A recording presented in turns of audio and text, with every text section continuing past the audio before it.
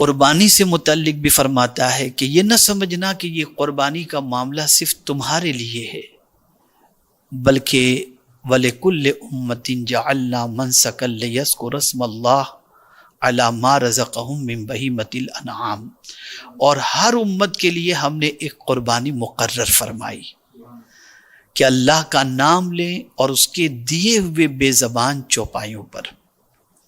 تو اب تسلی دی جا رہی ہے۔ میں جب قرآن مقدس کے اس انداز کو پڑھتا ہوں تو یقین مانیں ایسا محسوس ہوتا ہے کہ رب کس حد تک رسول اعظم کی امت سے پیار کرتا ہے کہ تسلی پر تسلی دے رہا ہے، شفقت کا اظہار فرما رہا ہے۔ یوں تو وہ رحمان الرحیم ہے اور سب پر اس کی مہربانیوں کی بارشیں ہوتی ہیں، لیکن اس امت پر خاص طور پر پروردگار جل جلالہ کا خصوصی کرم شامل حال ہے۔ پھر اب قربانی کو دیکھیں تو جب ہر امت کے اندر پروردگار نے قربانی رکھی تو ہر امت کے لیے قربانی کا معاملہ کیسا رہا؟ تو ہم سب سے پہلی قربانی کو سمجھنے کی کوشش کریں کہ اس وقت قربانی کا تصور کیا تھا اور قربانی کا انداز کیا تھا۔ چونکہ قربانی کے حوالے سے گفتگو کرنے سے پہلے کے جتنے اجتماعات ہوئے ہیں اس میں ایمان باللہ سے متعلق میں نے بہت ساری باتیں آپ کے سامنے عرض کی ہیں، اور آخری گفتگو جو میری ہوئی تھی وہ رحمان الرحیم سے متعلق ہوئی تھی، اللہ کی رحمت سے متعلق۔ تو آج بھی گفتگو میں تھوڑے سے اس پہلو کی طرف بھی ہم چلتے ہیں۔ اب آپ دیکھیے کہ پہلے کی امت پر جو قربانی تھی اس قربانی کا طریقہ کیا تھا۔ یقیناً ہر امت کے لیے جانور ذبح کرنا یہ قربانی تھی، اور اس جانور پر اللہ کا نام لے کر کے جانور ذبح کرنا۔ لیکن قربانی کی قبولیت اور عدم قبولیت کا معاملہ جو ہے وہ بڑا عجیب تھا۔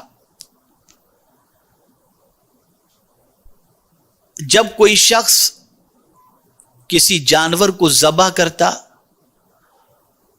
اور پھر وہ یہ جاننے کی کوشش کرتا کہ یہ قربانی میری اللہ کی بارگاہ میں قبول ہوئی یا نہیں، تو اس کا طریقہ یہ تھا کہ وہ قربانی کے جانور کے گوشت کو ایک جگہ رکھ دیتا، آسمان سے ایک سفید آگ آتی بغیر دھویں والی، سفید آگ بغیر دھویں والی آتی، اور اگر وہ اسے جلا دیتی گوشت کو تو گویا اس کی قربانی قبول ہو گئی، اور اگر نہ جلاتی تو اللہ کی بارگاہ میں اس کی قربانی قبول نہیں ہوئی۔ گویا نہ وہ گوشت کھا سکتا ہے، یعنی جس کی قربانی قبول ہوئی وہ گوشت نہیں کھا سکتا، اس کی قربانی کو تو آگ جلا کر کے چلی جاتی ہے۔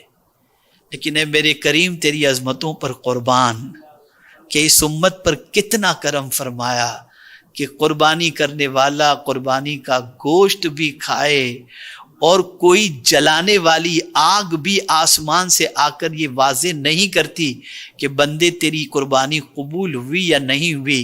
بس میرے کریم نے کرم فرمایا، یہاں بھی اس نے پردہ رکھا ہے، اور اس کی ذات سے امید ہے کہ قیامت میں بھی وہ پردہ رکھے گا۔ تو اب آپ دیکھیں قربانی کی عدم قبولیت کے حوالے سے کوئی کسی پر چارج نہیں کر سکتا کہ تیری قربانی قبول نہیں ہوئی، کوئی علامت ایسی سامنے موجود نہیں ہے۔ اور پھر جانور ذبح بھی کرتا ہے انسان، اور اس ذبح کیے ہوئے جانور کو خود بھی کھاتا ہے اور غریبوں میں تقسیم بھی کرتا ہے۔ تو یہ خاص کرم ہے اللہ عز و جل کا اس کے پیارے حبیب صلی اللہ علیہ وسلم کی امت پر۔